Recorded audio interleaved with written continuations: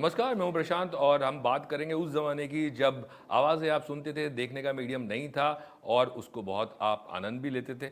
लेकिन अभी ये दौर में हम वापस जाएँगे, हालाँकि मॉडर्नाइज़ेशन का ज़माना है, बहुत सारी चीज़ें नई हो चुकी हैं और हम बात करेंगे ऑडिबल की नई series the Westlanders Westlanders. His voice also. आपने you have a great voice. Thank you It's sir. such a nice sounding बस voice इसके also. बाद मैं ऑडिबल के पास जाने वाला हूँ। I no, won't be surprised या अगर या आप अभी मुझे मंत्रा ने बोल दिया है कि तुम आ जाओ।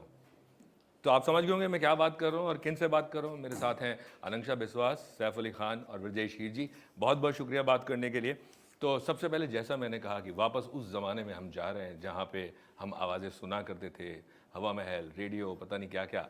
तो आज के वक्त में आपको लगता है जब ऑडियंस बढ़ गई है कि अपॉइंटेड व्यूअरशिप ख़त्म हो गई है, डिजिटल पे आप वेबसाइट्स पे हम जाके कुछ भी कभी भी देख लेते हैं, क्या एक अलग पॉकेट है ऑडियंस का जो इसके लिए तैयार है? I think 100% है क्योंकि ये मीडियम काफ़ी मोबाइल भी है।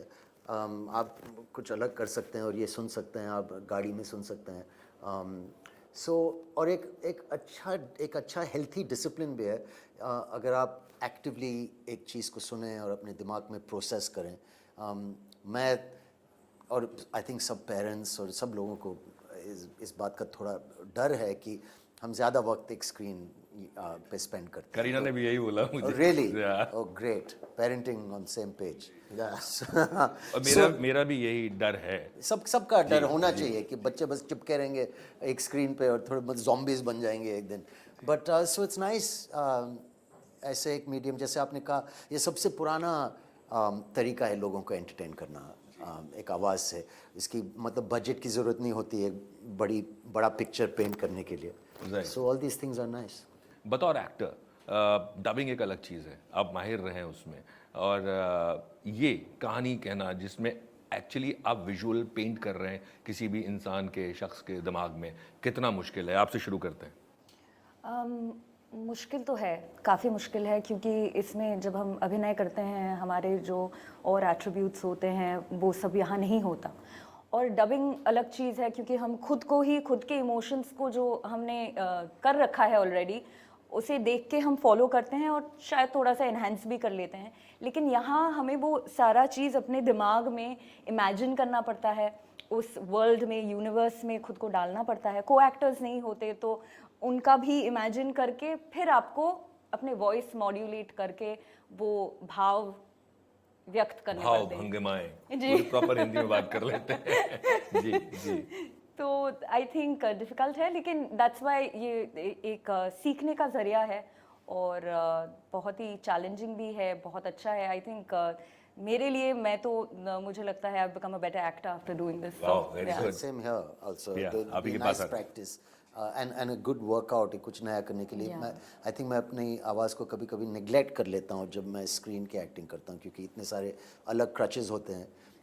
हालांकि एक डिसिप्लिन होना चाहिए कि सब कुछ टुगेदर ट्रेन और कंट्रोल हो रहा है।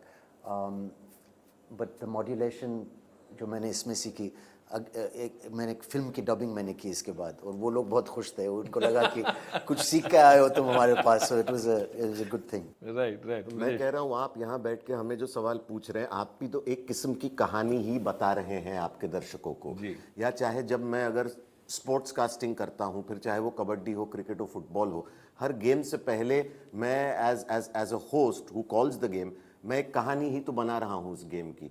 तो पैसा उसी का है ना भाई।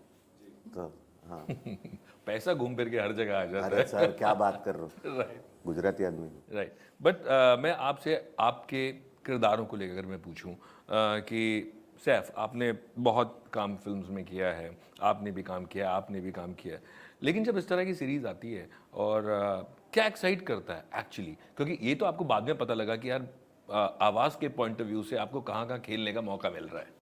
नहीं इसका जो पूरा प्लेटफॉर्म इतना बड़ा मशहूर प्लेटफॉर्म है जो और इनकी राइटिंग क्वालिटी, कहानी की क्वालिटी और जो मिक्स ये पूरा जो कॉन्सेप्ट है।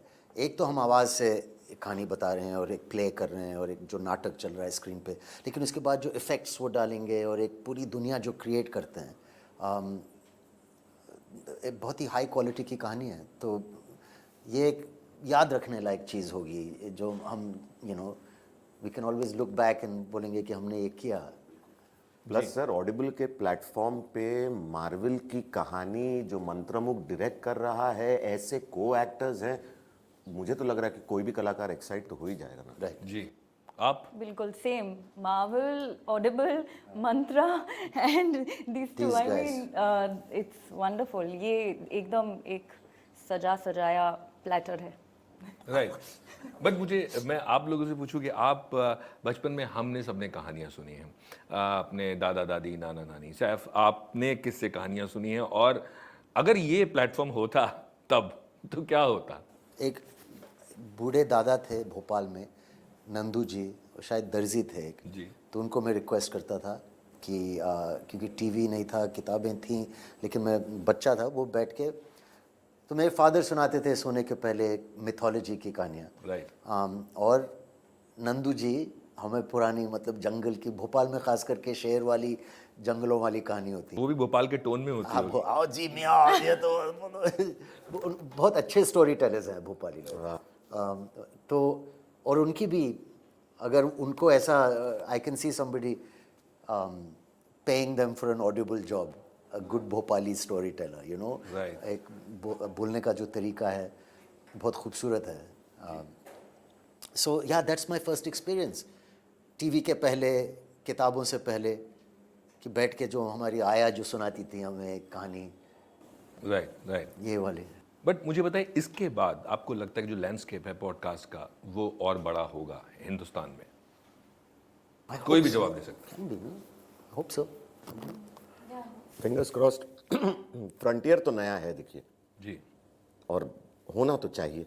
I think it's opening up also, I mean इतने सारे ट्रेन, मेट्रो, ये सब लोग सुनते सुनते एंड आई थिंक खुलना चाहिए। आई मीन मार्वल की, ये बहुत अच्छी बात है, लेकिन हमारी खुद के कल्चर की, जैसे कि हमारी माइथोलॉजी की, इतनी अमर चित्रकथा की जो कॉमिक बुक्स हम पढ़ते थे, अगर कोई उनको अच्छी आवाज़ में एक नरेट करें तो इतनी अच्छी बात होगी। Right. I मेरे think ख्याल- होंगे ऐसे।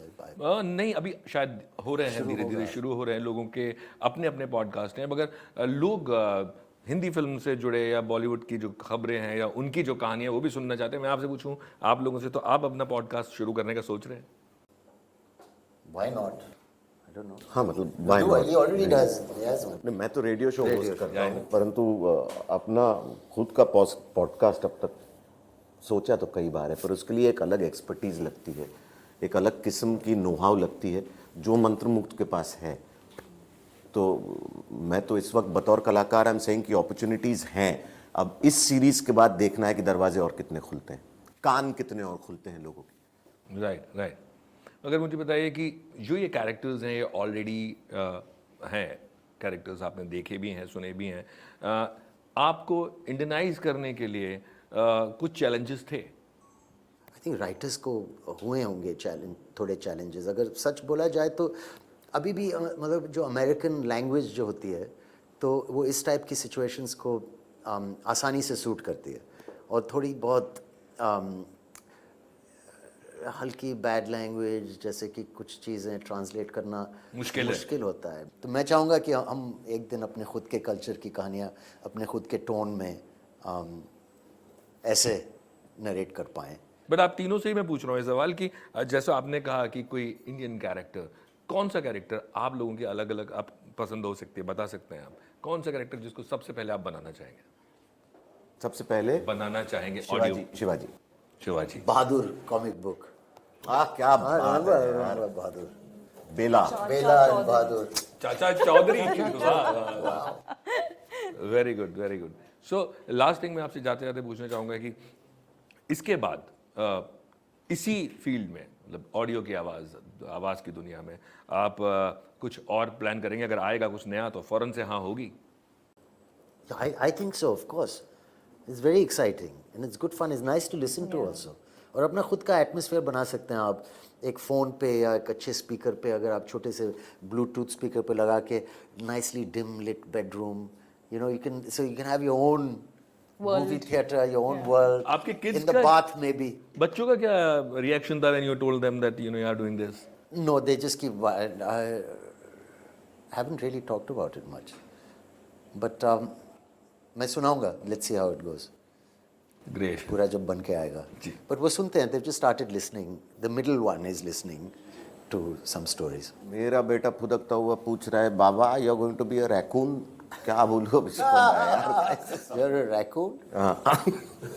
बट अच्छी बात है, अब आपको बच्चे जो है शायद परेशान न करें, पापा कहानी सुनाओ, मम्मी कहानी सुनाओ, या दादा दादी कहानी सुनाओ, एक अलग प्लेटफॉर्म आ गया। बहुत बहुत शुक्रिया बात करने के लिए, और ऑल द बेस्ट। लोग तारीफ करें, लोगों को पसंद आए और आगे और बनते रहें। Thank you. Thank you.